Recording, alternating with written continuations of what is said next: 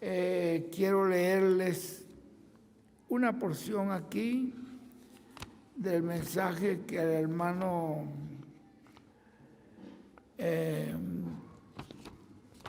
José Benjamín Pérez nos trajo allí en la congregación del hermano Tirso. Este saludo en la página 15, porque no le voy a leer mucho, voy a leerle un par de párrafos de este mensaje para tener una idea. Él dice: si ustedes se fijan bien, luego cuando se fue Moisés y le tocó a Josué cuando se fue Moisés y le tocó a Josué introducirlos a la tierra prometida, el único que estaba allí obrando y hablándole al pueblo de cómo iban a hacer para pasar a la tierra prometida era una sola persona. Es decir, que no estaba Josué y había otro. Mira, yo también tengo otra idea. Y yo, no. Josué era el único que le dijo: lleguen aquí, se reúnan aquí. Fíjense usted, él dice, fíjense bien, ¿no? Dice, esta parte es importante, está en la página, ese está en el mensaje que se titula En la cima del monte. Si usted se fija, luego cuando se fue Moisés y le tocó a Josué introducirlo a la tierra prometida, el único que estaba allí obrando y hablándole al pueblo de cómo iba a hacer para pasar a la tierra prometida era una sola persona. No había allí un grupo, una sola persona. Era Josué. Nadie más estaba allí diciendo: yo quiero ser el que esté ahí para ayudarte, para meterlos a la tierra prometida. Y yo también seré alguien, así como lo hicieron con Moisés. No, no fue así. Allí solamente estaba Josué. Los demás eran fieles colaboradores de ese ministerio final. ¿Y qué somos nosotros? Fieles colaboradores de ese ministerio final, el cual Dios levantó en ese tiempo y venía ya con una trayectoria. ¿Por qué? Porque desde jovencito ya había estado con Moisés, atendiéndole, ayudándole, haciendo esto. Moisés le encargó que se encargara del desarrollo y del levantamiento de esa gran carpa que tenía un propósito muy grande en el programa divino. Y cuántas cosas más. Y él también acompañó al hermano William en muchos lugares. Yo estuve también con él, digamos, en ese tiempo en que él fue filmando con las cámaras. ¿Ve? Entonces, fíjense ustedes lo que nos está diciendo él, que venía ya con una trayectoria desde jovencito. Josué al lado de Moisés. Y eso es algo que debemos tenerlo bien claro, tanto los ministros. O sea, debemos de tener claro que será el ángel del pacto, que será ¿quién? La columna de fuego. Será que el Espíritu Santo, el único que estará al frente llevándonos a la tierra prometida. No es un hombre, claro, Dios usa el hombre, pero no es un hombre, es el Señor, es la columna de fuego, la que nos va guiando para llevarnos a la tierra prometida. Así como nuestro hermano Miguel nos ha estado hablando de eso pero que muy claro. Yo creo que en estos días ha hablado demasiado claro. Y todo eso es así como él está hablando. Todo eso es así como él lo está hablando. Es decir, que era lo que yo estuve en esos días hablando, en esos días que estuvimos allí cuando él predicó esto. Que ha sido la columna de fuego, fue lo que yo les mostré, y se lo mostré con un mensaje de él mismo, que se llama siendo guiados por la columna de fuego. Que la columna de fuego nos guió al pueblo de Israel, estaba allá en el monte Sinaí, después apareció en el tabernáculo, ya no apareció más en el monte Sinaí, apareció en el tabernáculo que hizo Moisés, siguió esa columna de fuego todo su recorrido hasta entrar a la tierra prometida, entró allí con Josué a la tierra prometida, les dio la victoria al pueblo de Israel en todas las conquistas. Fue el ángel del Señor el que estaba allí dándoles la victoria en medio de esas conquistas. Y luego entonces esa misma columna de fuego ustedes ven que la trasladan, o esa arca del pacto, al templo de Salomón, y vemos como la columna de fuego en Segunda de Crónicas, capítulo 7, se presenta ahí en el templo de Salomón y toma posesión del lugar santísimo. Esa es la misma columna de fuego que vemos después cuando ya el templo dejó de ser el lugar de adoración porque ellos lo paganizaron.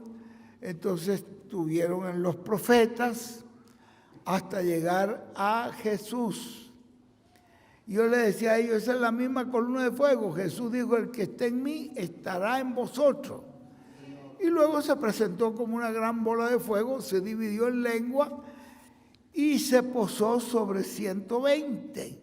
Era la misma columna de fuego ahora empezando una obra, como dijo el Señor, que ese ángel del pacto, ese Espíritu Santo, les iba a guiar, les iba a enseñar y les iba a recordar todo lo que yo les he hablado. Y eso es lo mismo que vemos con Pablo cuando se le presenta en el camino de Damasco y toma posesión de Pablo. Dice Pablo, no soy yo, es Cristo en mí, es la columna de fuego. Y es la misma que después pasa de mensajero a mensajero y llegó hasta William Branham, pero en William Branham hasta lo fotografiaron. Estaba la columna de fuego. Pero William Branham es el que nos dice y testifica, y nosotros sabemos que su testimonio es verdadero, que él vio que esa columna de fuego que estaba en él se posó ¿en dónde? En una carpa. Después la vemos operando en el cuartico pequeño, pero la vemos que se posó en una carpa. ¿Ustedes creen, después que la columna de fuego se posó en el tabernáculo de Moisés, de allí no se fue? Hasta que pasó al templo de Salomón, de allí no se fue. Hasta que ellos, por supuesto, tuvieron perdieron la visión y empezaron a hacer cosas contrarias al programa de Dios. Y allí el pueblo se extravió y el Señor se retiró de allí. Pero vean ustedes que la columna de fuego fue vista en esa carpa. Y allí tiene que estar hasta que termine toda la obra de Dios. Pero ahora ya no nos vamos a denominacionalizar. ¿Por qué? Porque tendremos el ministerio de Moisés y Elías con nosotros. Y él dice que por ese ministerio estar en medio de nosotros, no va a permitir el Señor que el pueblo se convierta en una denominación. Porque el Espíritu Santo, la columna de fuego, no acepta una denominación. Es un mensaje, un programa divino que es el que Dios tiene, es el desarrollo y el cumplimiento del programa divino. Eso es lo que hace la columna de fuego. Aquí nos dice entonces él, porque está hablando de lo que dice eso que estaba diciendo el hermano Miguel, esa trayectoria que les mostré, que es la trayectoria que ha tenido la columna de fuego. Dice, yo creo que Miguel les habló demasiado claro. Hay un solo guía. Hay un solo guía. ¿Saben ustedes quién es? Esa es la palabra. Ese solo guía es el arca. Es el ángel del pacto que guió al pueblo hebreo ya en esa etapa de entrarlo a la tierra prometida como tierra. Esa columna de fuego, era la columna de fuego la que los introdujo por medio de ¿quién? De Josué. Tiene que tener un instrumento, la columna de fuego. Pero el que hace la obra es el Señor. Es el ángel del pacto, es la columna de fuego. Pero tiene que tener un instrumento. Ahí tenía Josué. Y acá, ahora acá, vamos acá, en este tiempo. ¿Qué dice él aquí ahora? ¿Qué nos dice el hermano? Dice, sería de la misma manera la columna de fuego, pero usando un instrumento, un velo de carne. Que mucha gente dice, no, que esa persona no califica para ¿quién? Que no califica, ¿cómo no va a calificar si Dios lo escogió para eso? Amén, amén.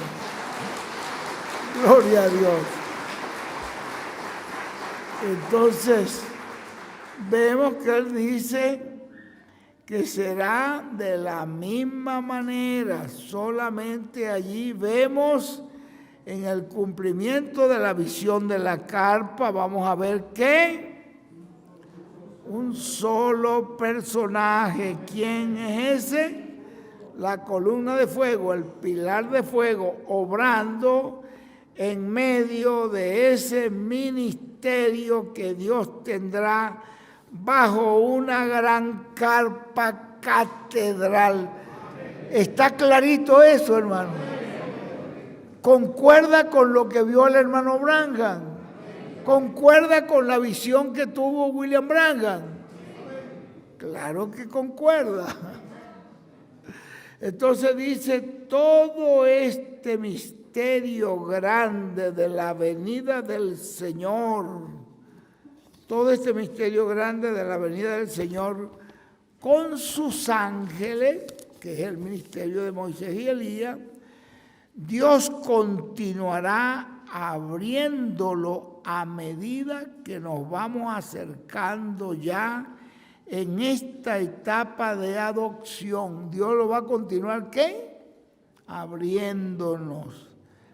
A medida que nos vamos acercando a esta etapa de adopción, en donde estaremos experimentando lo mismo que estuvo experimentando allí Jesús en su adopción. Estaremos escuchando y estaremos viendo los mismos personajes que estuvieron allí en el monte de la transfiguración, en el tiempo en que Jesús fue adoptado. ¿Cuáles fueron los personajes que se vieron allí? Moisés y Elías. Él dice, vamos a estar viendo los mismos personajes. Así que estén con los ojos espirituales bien abierto. Yo creo que el hermano Benji nos está hablando con mucho amor, con sinceridad, nos está hablando consciente de lo que él ha recibido. ¿Ve? No nos está tratando de decir una cosa falsa. ¿Ve? Así que estén con los ojos espirituales bien abiertos para que no se nos pase por alto. Porque es tan sencillo que se nos puede pasar por alto.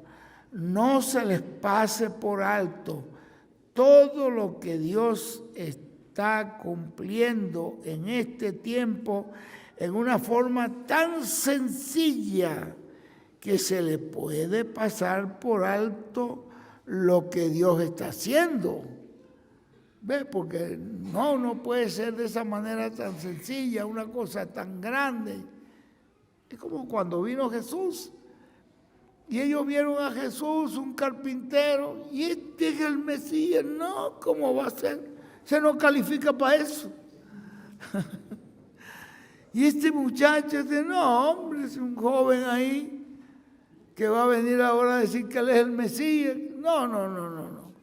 Y ven ustedes, pero el pueblo de Israel, los grandes maestros, no lo recibieron, no lo vieron, aunque estaba conforme a la Escritura, pero no lo vieron. Entonces puede pasar, dicen que se les puede pasar por alto lo que Dios está haciendo.